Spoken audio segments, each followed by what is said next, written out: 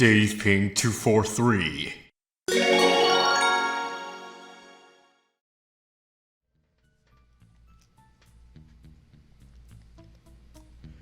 Hello guys, this is me, Dave Ping 243, and welcome back to some more Pokemon Colosseum. Last time we did some, not so much in the way of story progress, but we did get to fight a cool optional boss. Well, I guess I can't really say cool. Let's just say it was weirdly hilarious. But, anyway, in this episode, we are going to move on with story progress. So, yeah, the team is looking to be a bit, tougher than last time. Well, compared to the last story, driven episode. So that would have been 2 episodes from now. But anyway, for those of you who are looking for the story, we're going to go back into it. So, in order to get to that elevator, we need to get some sort of, like, elevator key, which we got in the last episode. So, I guess that was technically a bit of story progress, but although not much. So, look at the last episode to see where you can find the elevator key, just so you could get an idea of how to progress. Because the game is a bit unclear as to how you're supposed to do it. But anyway, this will be technically our first time battling against this chaser, because I've been avoiding her since the first time we entered in Pyrite Building. So let's fight her.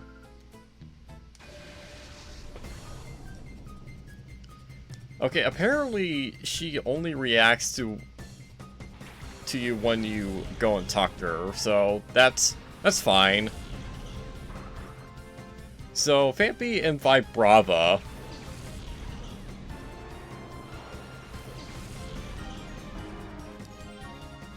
Yeah, I think she also counts when it comes to, like, rematching, so, her team changes a little bit after you've defeated Dakim.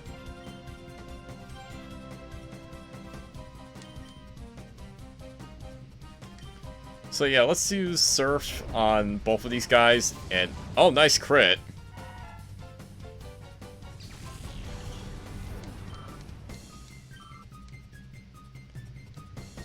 Alright, Santum. Yeah, Santum is not that great. It's another one of those trapping moves where after it hits the target can no longer switch out. And it does a bit of damage at the end of each turn, so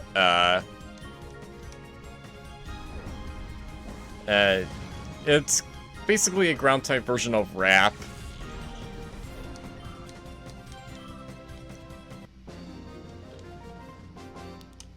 But yeah, that was easy. Like, she didn't get to do anything.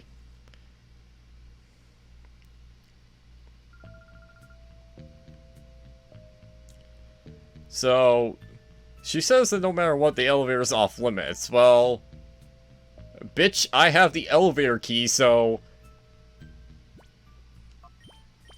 you could step off.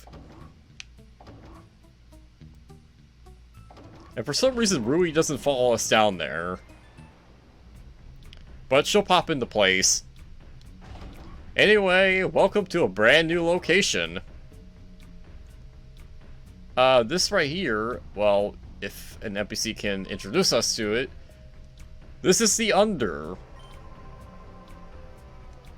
Apparently, it's been a really long time since anyone new has come down. Anyway, yeah. This is basically an underground city, all well under, Pyrite, and I accidentally triggered the cutscene.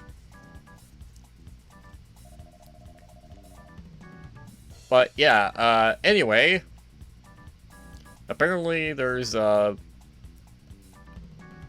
this thing called the Other Time, And apparently somebody called Lady Venus is going to show up.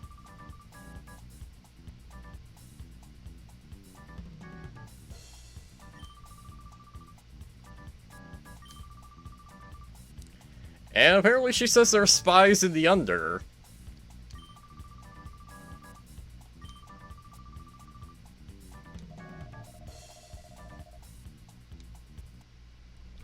That's quite bad timing considering we just came in. Yeah, we'll have to be, like, extra cautious. But anyway, the Under is quite of an interesting place. There are a few trainers to battle. Well, at least I know of one that I can battle. And I think it's that chaser over at the other side of this.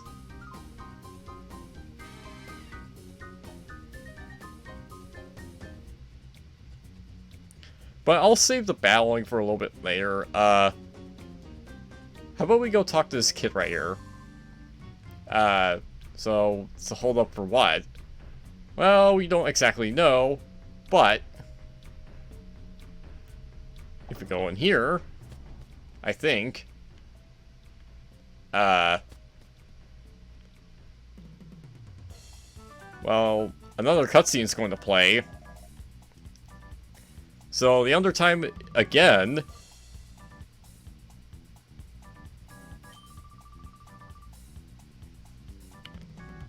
I mean, it's only been seconds since, well, technically a minute since the last Undertime, so of course the spies wouldn't have been found yet.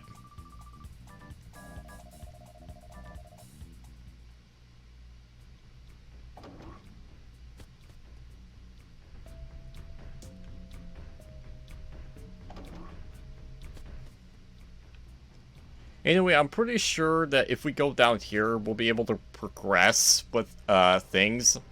Yeah, right here. This NPC right here. He's actually important. And apparently he recognizes us, because he said Wesson Rui. And apparently he wants us to deliver something to this net person's house. So the power-up part.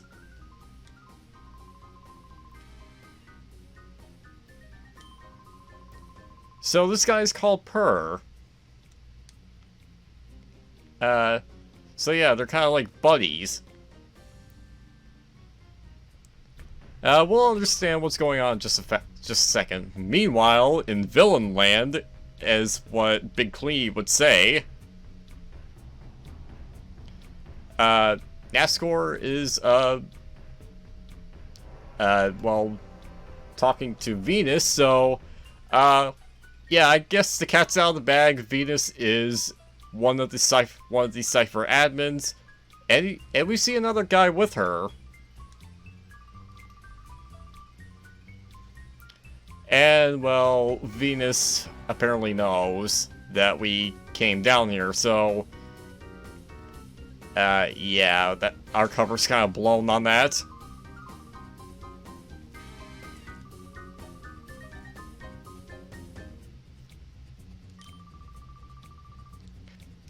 And yes, the guy that you see right beside Venus is, well, Ein. This is the, guy who's been, doing all that research on the Shadow Pokémon. Yeah, this is the guy that has been making all those Ein files. We finally get to see him. At least, kind of.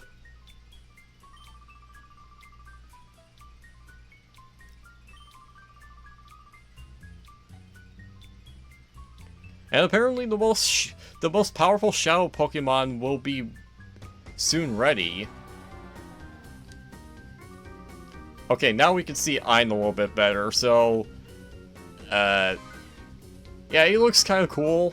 Of course, his name refers to Einstein. And, you know, he's going to go separate ways with Venus, so yeah, he's going back to the lab. We'll be going to the lab later. I'm pretty sure you know where that is. if you've seen the last episode. Anyway, let's just get to this net person's place and, well, deliver the power-up part.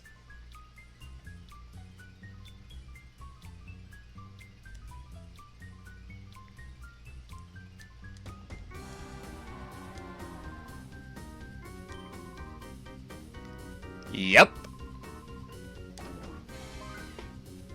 And now we can be let inside and go down here.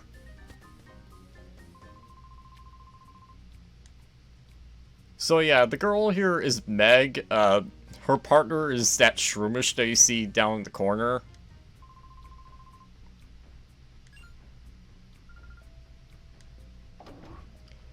And over here is Net. So yeah, he's a bit of a smart person, let's just say. So yeah, let's go talk to this kid.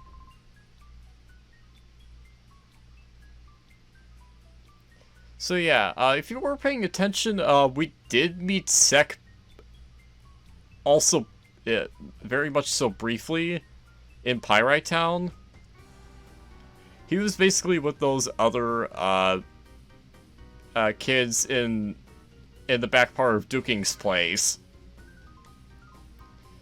So anyway, we handed him the power part, and basically Net mentions the kids grid thing.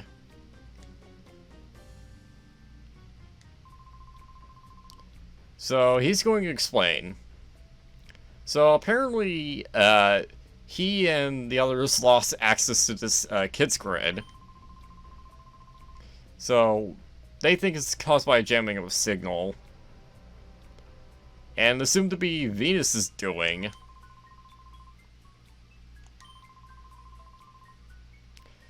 So yeah, when Net gets this thing back up, he'll try and hack Cipher's computers for useful data. So yeah, like I said before, Net is a smart kid, and Bit makes that all the more apparent.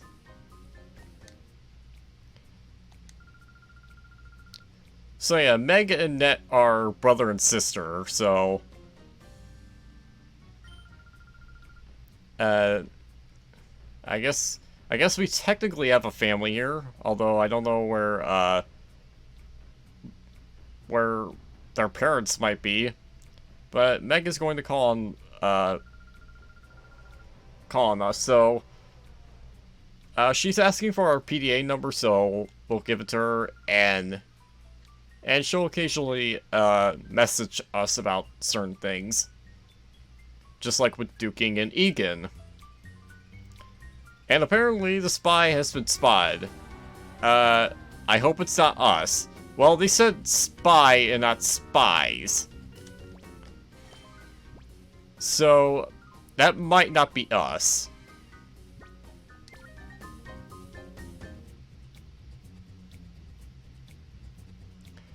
But, first I want to save really quick. Because I know what's coming up, and, yeah, saving is probably necessary here.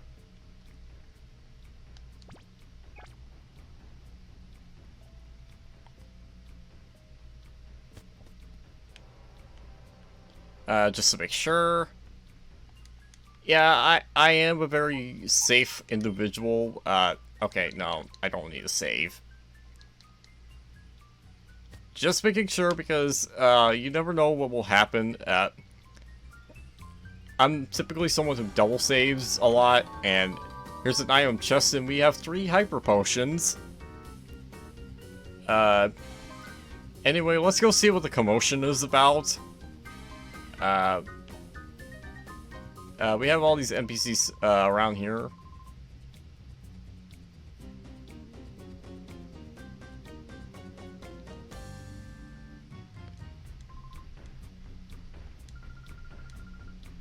So yeah, in front of the elevator, they found a spy, apparently. But who is this spy? Well... Yep, it's Silva. Silva got himself into trouble yet again. Because he's so naive.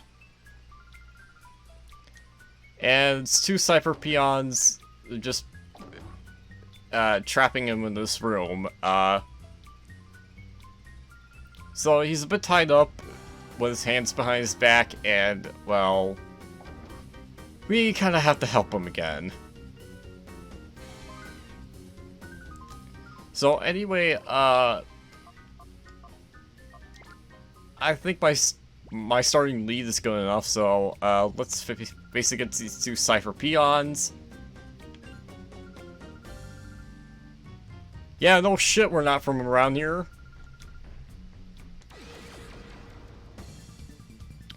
So yeah, Cipher peon cloak. A really weird way to spell cloak, but I'm not going to complain about that. So anyway, she has a Ledian and, well, a Volbeat. And surprise, surprise, the Shadow Pokemon is Ledian. Yes, we have to catch a stupid Ledian if we want to get 100%. As far as the Shadow Pokemon are concerned. So, yeah, I really don't like the fact that there's a Shadow Ledian, because it's already outclassed as it is, even at this point in the game. Like I said before in the last episode, it's only two good stats are special defense and speed. And, well, its physical offense is just pitiful in both of its types. But then its dual typing in Generation 3 are physically based, and, well, that's a huge-ass problem.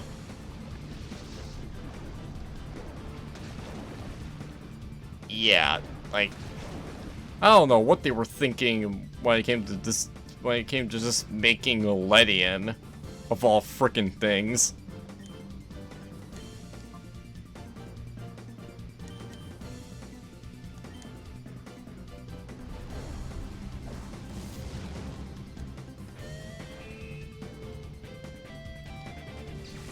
But yeah, it does have Supersonic, which is going to land, unfortunately. Okay, I don't really need Rosso for the rest of this. I could just kind of have him sit here. Bogmire's going to be doing all the work from here on out.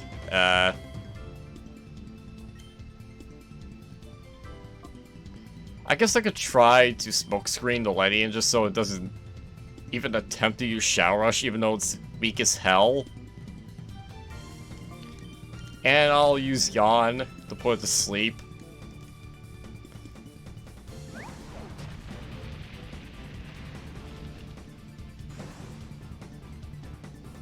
So, okay, Shadow Rush.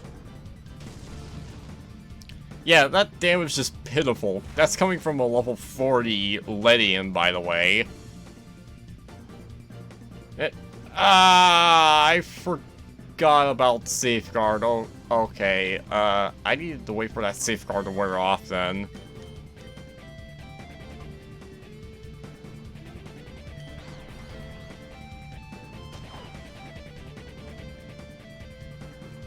That's fine though, because Ledian isn't really going to do anything. Especially when it's... Especially being the case that it's missing.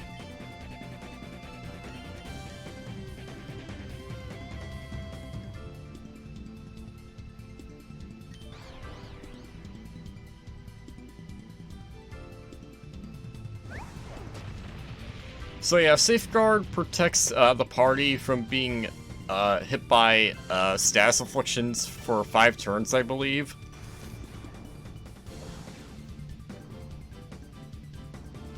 So, okay, thank God Safeguard just faded, because I did not want to deal with that anymore.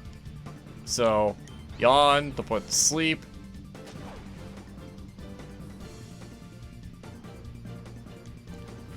Are you kidding me? Ah, freaking.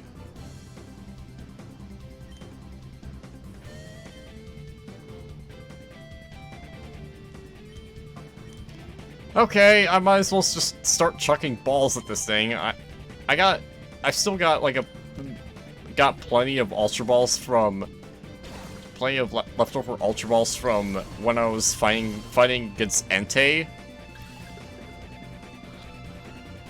So, really, I'm using a freaking Ultra Ball here, come on. So, Rosso snapped out of confusion, that's fine, but that's not going to change much.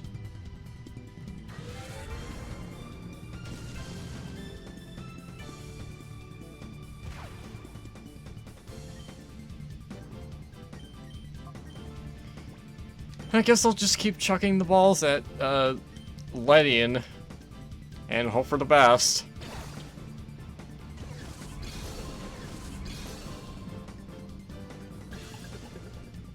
But yeah, this thing is just very terrible. Like, Ledian is just, besides its speed and special defense, like, the rest of its stats are just absolute shite. And I kid you not when I say that, because you already saw how bad its physical attack stat is. Because this Shadow Rush did, like, so little.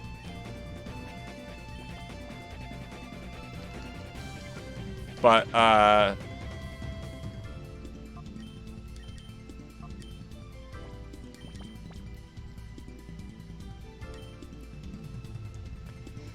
don't remember what kind of catch rate, Ledian has. I don't think it's all that high. 1, 2, 3. Ledian, get.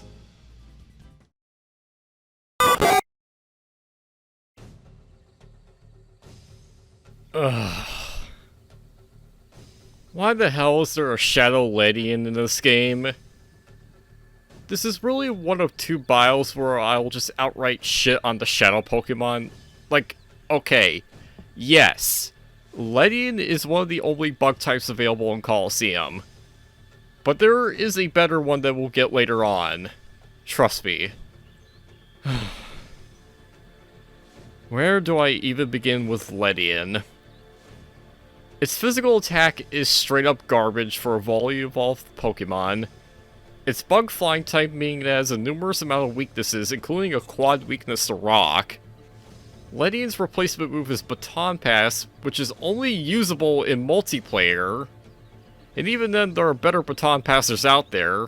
So, anyway, Agility is the only decent move that this thing learns by level up. So really, this Ladybug on a diet is forced to go with TMs for its possible options, if you want it to be the slightest bit useful here. Trust me, Reflect is Ledian's one shield against physical attacks. And since Ledian can't bring it the pain itself, Toxic is an absolute must. As for its abilities, Early Bird is honestly the better of the two, which says a lot. Ledian is so freaking weak that it can't even properly take advantage of Swarm. And since all bug-type attacks here are physical, Swarm is not beneficial for a poor insect pal. And until you get access to the other starting moves, Shadow Rush is all this thing has to work with. Then again, it's still better than fucking Comet Punch. Point is, Ledian absolutely sucks in single player, and it's only used specifically on Baton Pass teams in multiplayer. And so, I'm sorry, but if all you have good to offer in the stats department is special defense and speed, and you don't have excellent support moves to make up for the other stats, then you're not worth using. Overall, Ledian is one of the worst obtainable Pokemon in this game, hands fucking down. And I am not retracting that statement whatsoever, because you all know that I'm correct on that front.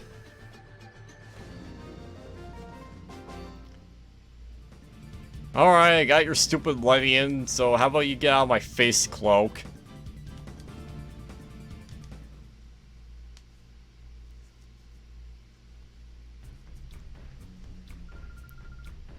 And we have another fight in a row with the other Cipher peon, Dagger.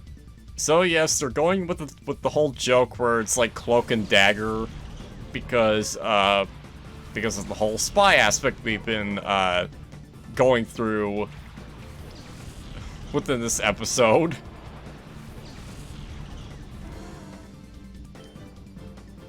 So, let's use Flame Wheel on Illumise, and yes, that's how you pronounce that Pokemon's name. It's not Illumise, it's not Illumis, it's not either of those, it's Illumise.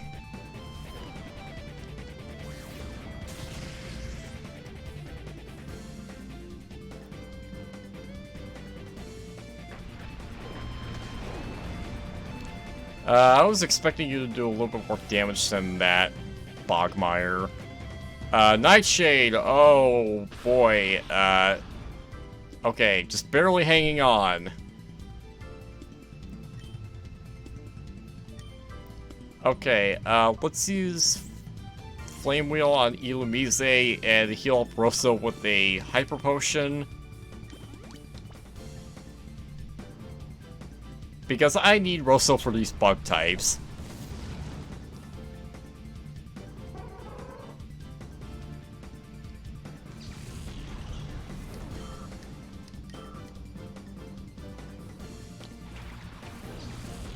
Although, this peon actually doesn't have all bug types. One of her Pokemon is actually a Gloom. Which I have to deal with immediately because otherwise, Quagsire could be facing against a lot of trouble. Okay, good. Because I really did not want to deal with the quad weakness. That's just kind of one of the things I don't like about Quagsire. Like, it's like Swampert, just not as good.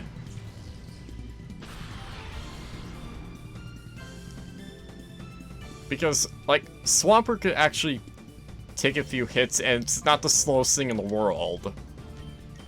Quagsire, though, this thing is, like... Quagsire is, like, really slow. Like, I think it has, like, a base 30 speed stat, and... either way, though, we defeated Dagger, and, well... yeah.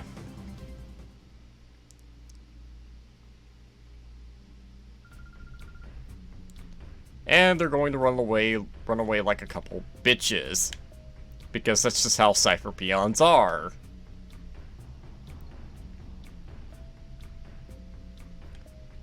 But basically, how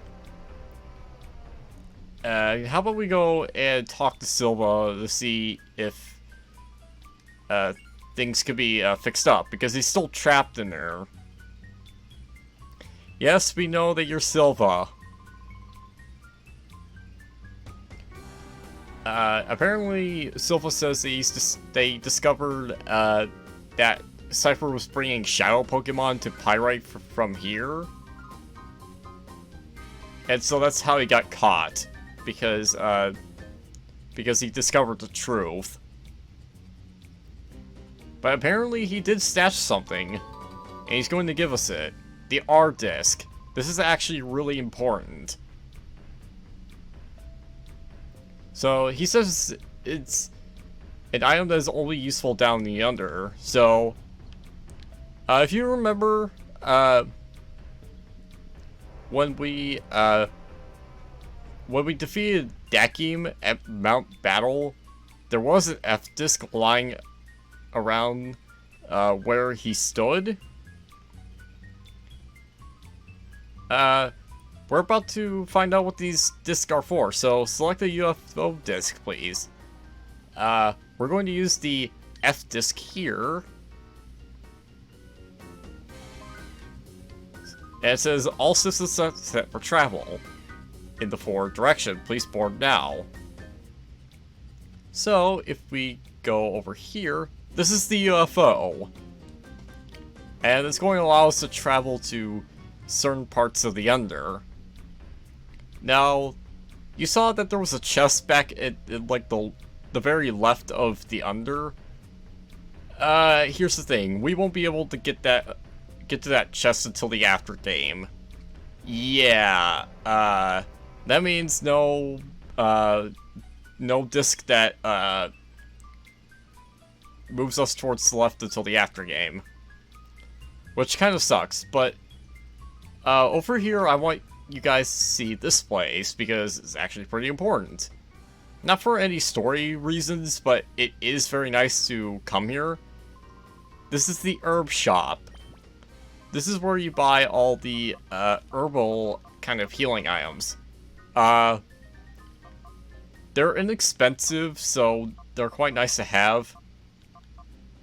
But if you use it on a Pokemon, then its happiness will go down a little bit. So if you're trying to raise a Pokemon that is dependent on happiness, don't give it these. But for everything else, these items are fantastic, especially the revival herb. These are basically max revives. And I definitely want some.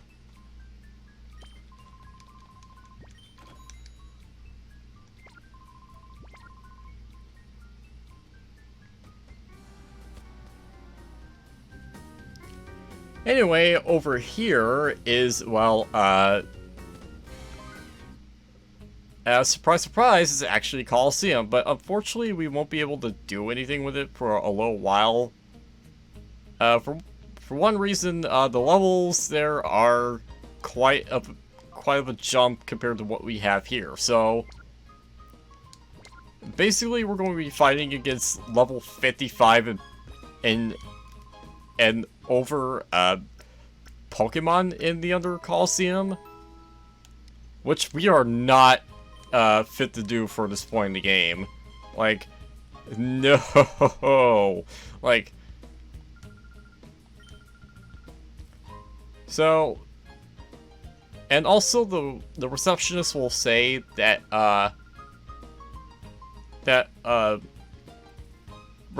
registration will resume as soon as Lady Venus gives prizes to the winner.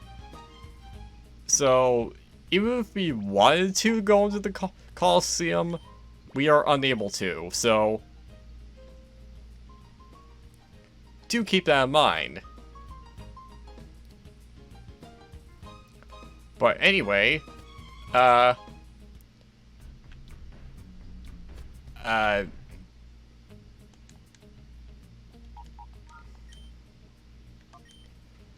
really want to save here because of what comes by next.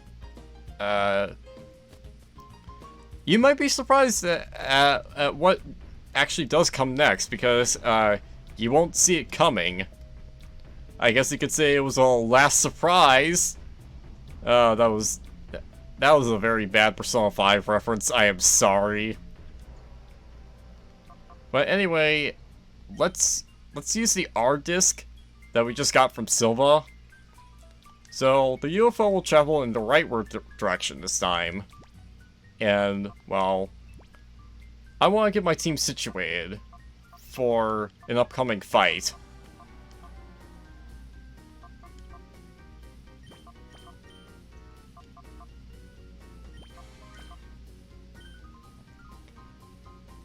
I think this is fine.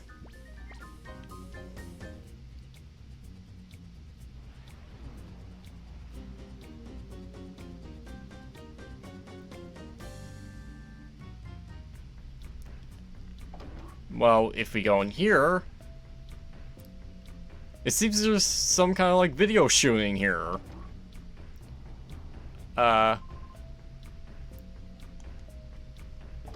So anyway, over here we have 3 rare candies, which is fantastic. I'm going to be saving these for the end of the game. So, yeah. Three rare candies, very good. And over here is just a pile of scrap. But anyway, yes, we're in the same room as Venus. There's nothing, awkward about this. Anyway, if you go and talk to her, she asks, like, who are you people? And she recognizes us.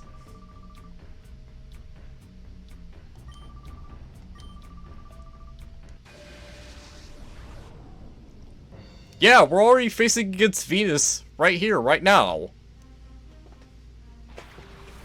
Honestly, this is quite anticlimactic, and I wish there were more fights in between Dakim and Venus in terms of like story progress. Because if you don't do all the side things beforehand, then Venus's fight comes off as incredibly anticlimactic. Like it just comes out of nowhere. Suddenly, like, after getting the art disc, you fight against Venus. Like, I don't understand it. Like, why wasn't there more build-up to this fight? Besides from, like, that one cutscene that, that showed that Venus was with Ein and was talking to Nascor. Like, I don't get it. Why did they do this? Like, were they strapped for time? But anyway, all of that aside, we're fighting against Venus, so actually I failed to get something I probably should have before even entering the Under, but it's not overly necessary. That just means it's going to give me a bit more of a challenge in this fight. But anyway, her starting leads. Delcatty, level 45, normal type, Q Charm for its ability, with the moves Attract, Water Pulse, Thunderbolt, and Double Edge. And also Bayonet, level 45, Ghost type, Insomnia for its ability, with the moves Attract, Curse, Psychic, and Shadow Ball. There is a perfectly good reason as to why I started off with Umbreon and Narukami. Basically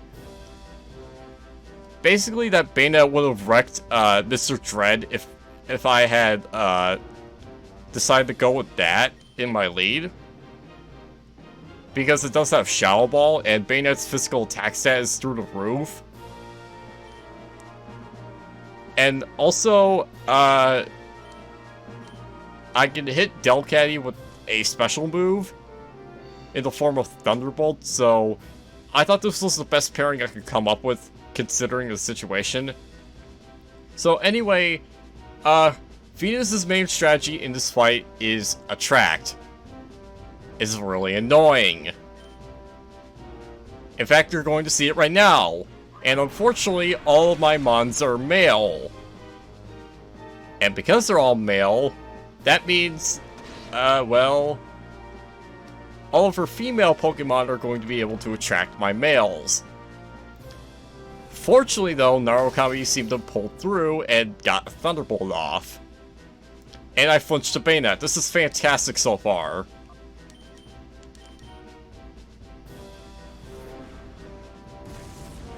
So yeah, once again, we have a level gap here. I don't know why Colosseum is like this. It has this weird level progression, dude. Like, for each boss you go up against, you have a level spike. And Bayonet flinched again, fantastic. I really don't want that Bayonet to go off. So, Delcatty using Double Edge. Yeah, Delcatty is just an unremarkable normal type, like, you know. Wow, you knocked yourself out with Recoil, that's funny. So yeah, its best stat is Speed, which even then is only like base 70, so not that. Oh god! Well, this is cumbersome to say the least. Her next Pokemon, Steelix, which by the way, I'm also going to have to call out upon her other next shell, her other next non-shell Pokemon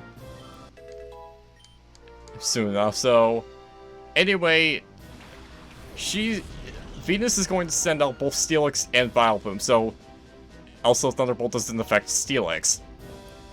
Anyway, Steelix is level 45, Steel Ground type, sturdy for its ability with the moves Attract, Taunt, Rock Slide, and Earthquake. So, yeah, Steelix is kind of scary, but at least it can't attract any of my Pokemon because it's male.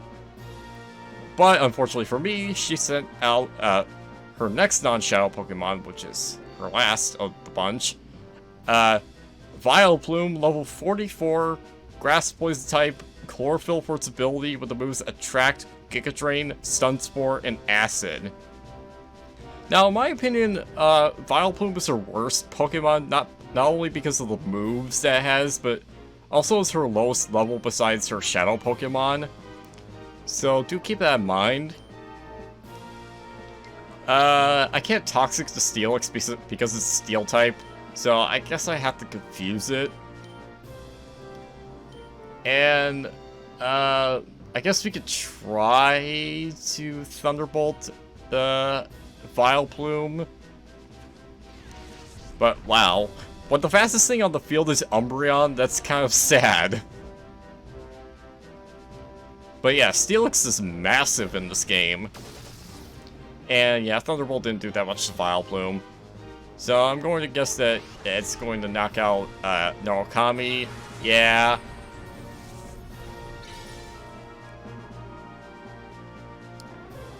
But that's perfectly fine. I'm still ahead of her when it comes to knockouts.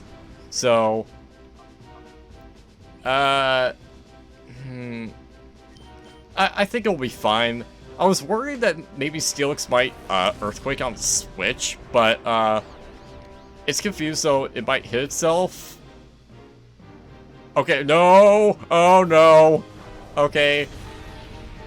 Uh-oh, that could be bad.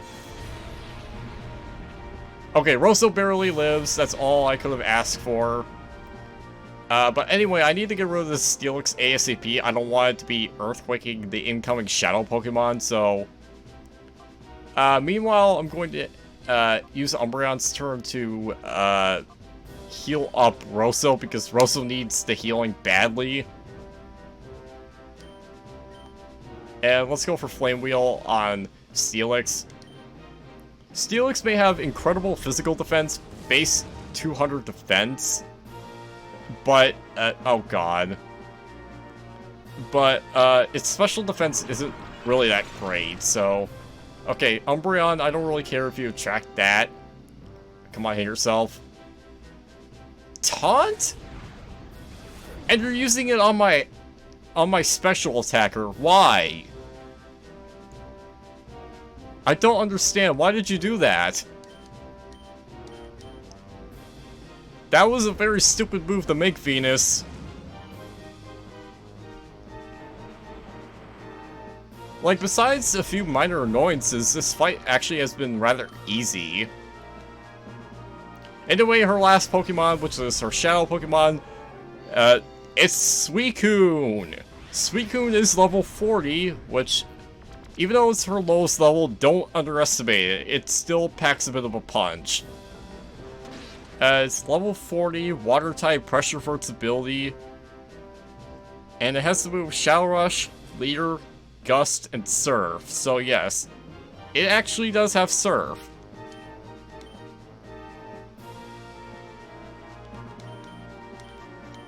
Let's get rid of that Vileplume before it could attract Rosso. And now Umbreon is no longer attracted to anything since, well, Vileplume is gone. And oh god, Surf. So yeah, we have ourselves another legendary beast to deal with. I think you're beginning to see the trend here. Hey, you may have already figured out who has the last of the legendary beasts. But yeah, unlike Entei, Suicune is a defensive beast. It really can't tank hits, and, well, it's also not too bad at dishing damage itself.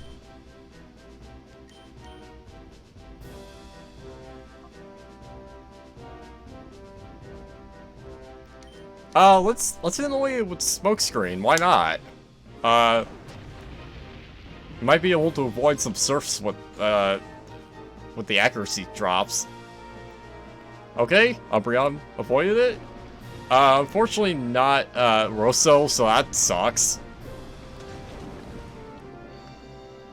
Although, Rosso took it pretty well. Considering.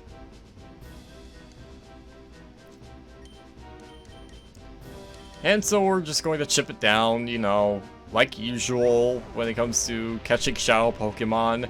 Just not too much. Now, it's highly recommendable that you get... Oh, nice. It's highly recommendable that you get net balls from the outskirts stand because now the guy at the outskirts stand is selling those. I think it's been selling those since you have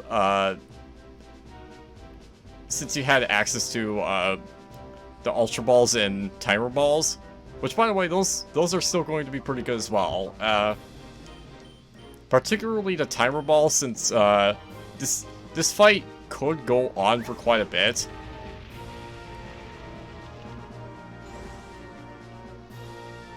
And okay, Surf hits Umbreon. I don't know if it's going to hit Rosso, but either way, we're looking quite nice here with just chipping it down, with Suicune missing its attacks. So yeah, I particularly really want to catch Suicune, not just for completionist's sake, but there's another reason why I want this thing more than other Shadow Pokemon. You'll see the reason why, and damn it. Well, okay, I guess that means I can just send in Quagsire just put to sleep.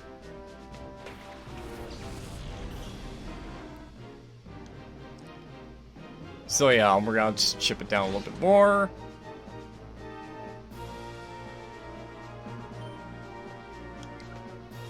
And I guess now I could just toss an Ultra Ball at Suicune, and let's use Yawn on Suicune.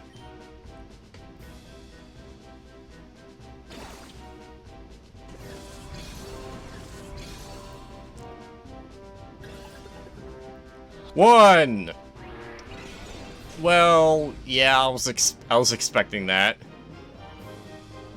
Okay. And the nice thing about the accuracy drops is that, that means this is going to be missing Shadow Rush a lot, and that means less recoil damage in general, so I don't have to really worry about this thing knocking itself out. Unless if it starts landing those Shadow Rushes.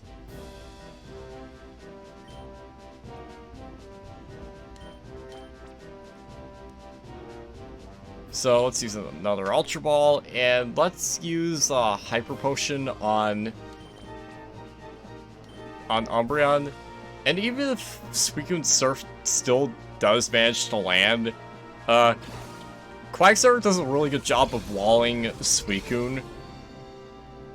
Like, when it does have Water Absorb too, I was going to say, if I caught on the second Ultra Ball, I would have been like, oh my god, that would have been amazing.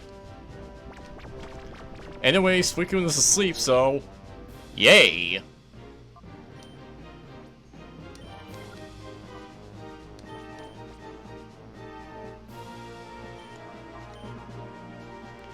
So let's start really catching this thing. So, third ball, shot. 1. Well, that kind of sucks.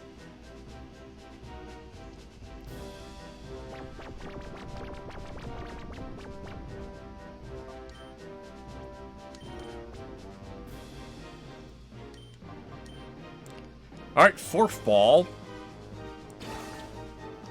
Shah! That might have come out a little bit too loud in the recording. I'm sorry about that. 1. Now I'm just getting worse results than when it was awake. What the hell? This is just like Entei.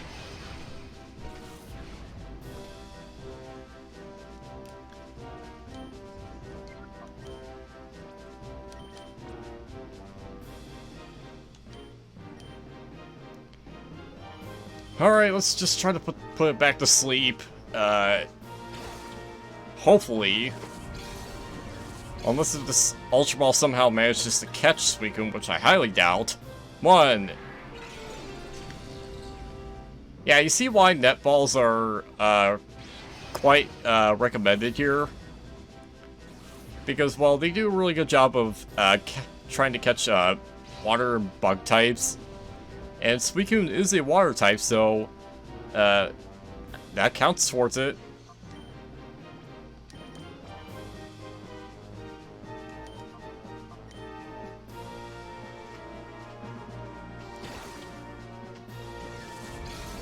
Anyway, let's go. I forgot how many balls we have used at this point, but 1. Besides that 1-2 shake, I've just been getting all 1, so yeah, this is not looking good. Uh-oh, it's hitting Shadow Rush. Oh god. Okay, it's put to sleep with Yawn. That's fine. Maybe with that little bit of extra damage, I can probably catch it easier now. Shot!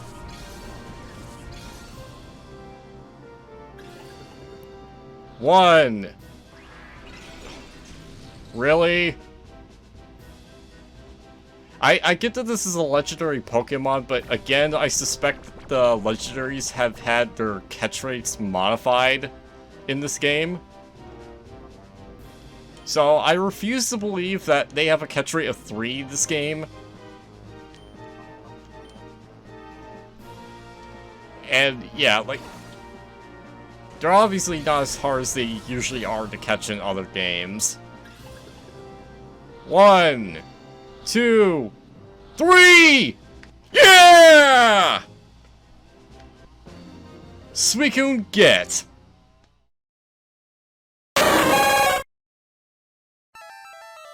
Suicune is the water-type legendary beast and my personal favorite of the 3. Suicune will always have a special place in my heart for its design, cry, and usefulness in battle. In my personal opinion, Suicune is the best water type in this game, and let me get into reasons as to why. But first, I have to address the one thing that is different with the starting move section.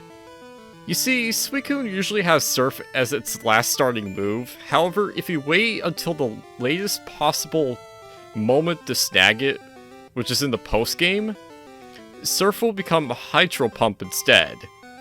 For some reason, Suicune is the only Shadow Pokemon in the whole game that does this. Man, when the developers give Suicune special treatment outside of Pokemon Crystal, that's really a testament to how good this legendary Pokemon is. For level up moves, Suicune gets Aurora Beam at level 41, which is nice.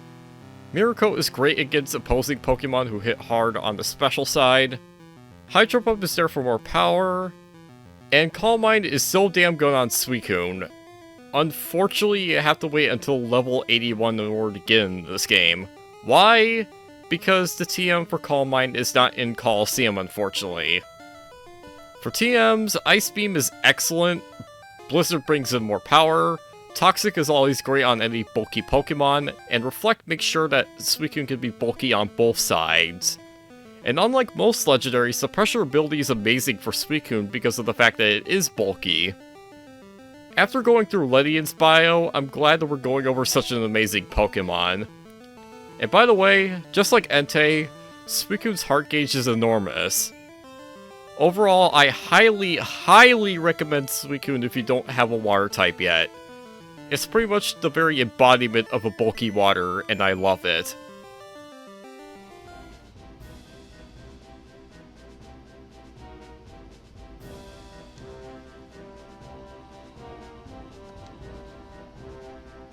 Well, that's 3 for 3 with the boss shell Pokemon, so I'm definitely not having the Chugga syndrome in that regard.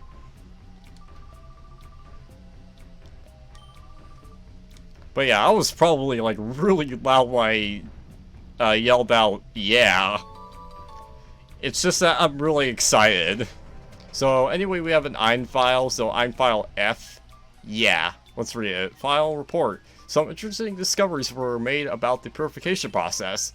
There are several ways to cause the opening of the heart's door, and the resulting effects appear to differ with the original state of the Pokemon. Also, as the purification process advances, the Shadow Pokemon regains its moves and its original nature. Yep. When the purification process is complete, the Pokemon regains all the EXP it has accumulated, perhaps even enough to level up. Yeah, we already seen that. By effectively using these features, it may be possible to create even more powerful Shadow Pokemon. So, yeah, apparently EIN is getting a bit smart about this. So, anyway, Venus ran away, so we kind of have to pursue her, but not until next episode. So, anyway, we picked up a TM for Attract, of course, because we didn't get enough of that in Venus's fight. I swear.